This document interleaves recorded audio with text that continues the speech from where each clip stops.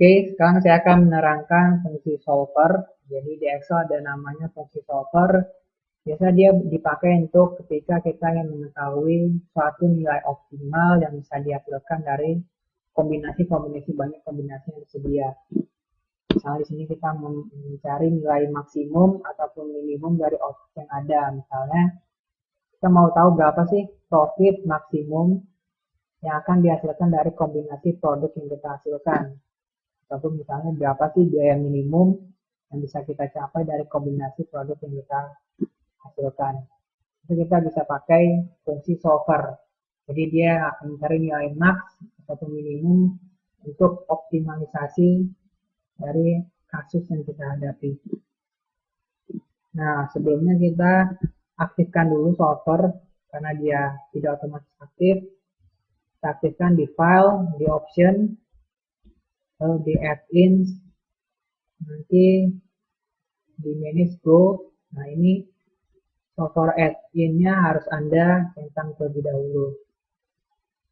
Oke. Nah, berarti kalau dia sudah aktif, nanti dia akan muncul di data, di bawah data analysis. Nah, sekarang kita langsung ke contohnya ya, contoh pemakaiannya.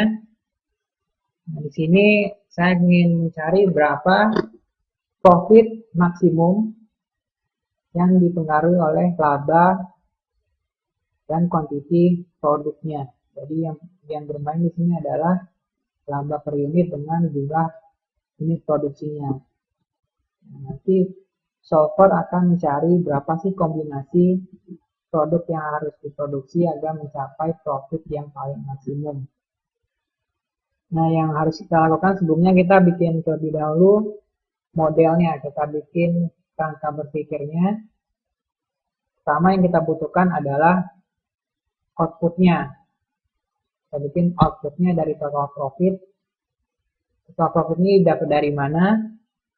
Ini profit P kali Q ya. Jadi laba per unitnya dikali jumlah unit yang diproduksi. Nah, di sini kita pakai sum product. Jadi kita blok laba per unit dan jumlah unit yang diproduksi.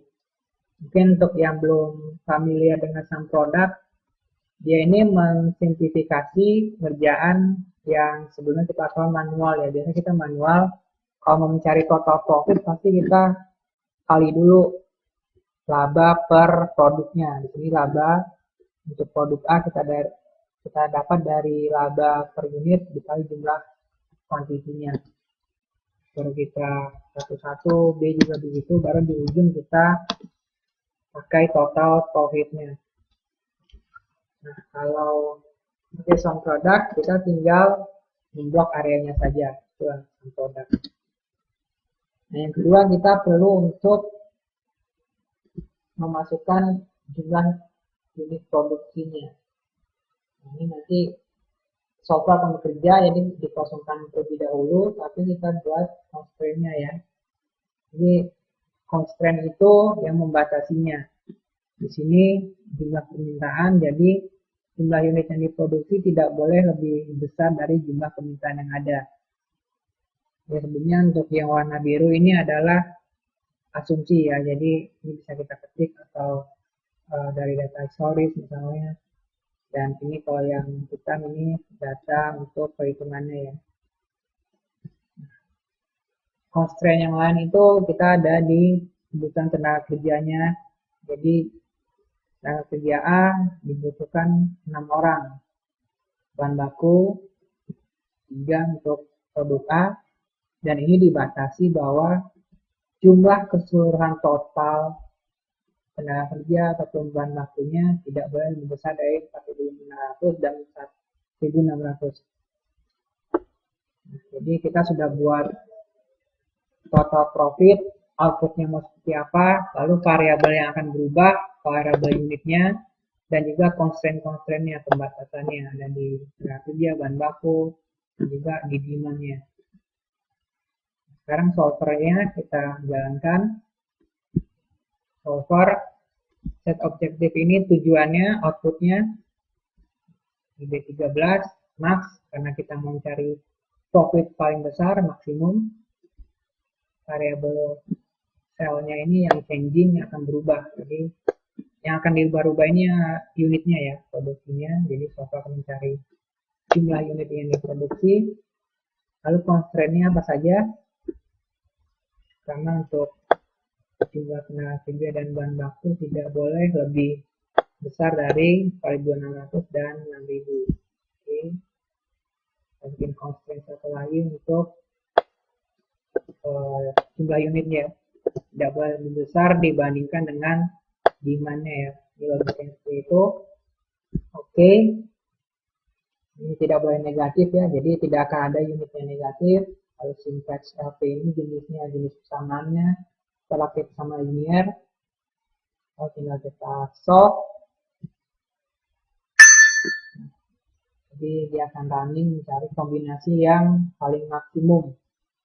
Jadi sudah didapat di sini kombinasinya adalah C150 D977 E323. Jadi logikanya Excel akan terus mencari kombinasi yang menghasilkan profit maksimum, dia running terus sampai akhirnya dapat kombinasi yang paling maksimum. Dan constraint-nya juga terpenuhi ya, jadi jumlah produksinya tidak lebih besar dari permintaan, kebutuhan tenaga kerja juga sama ya, jadi tidak lebih. Dan ini kalau tadi kita pakai hitungan manual ya, hitungan manual yang satu-satu itu sama dengan kalau kita pakai sang produk tadi. Jadi solver dia sudah mencari kombinasi yang paling maksimum. Nah, jadi untuk contoh yang sekarang kita kasih terlebih dahulu. Jadi kalau ada contoh yang lain bisa terus dilihat di website kami ataupun langsung masuk ke YouTube di www.futurumkomponen.com.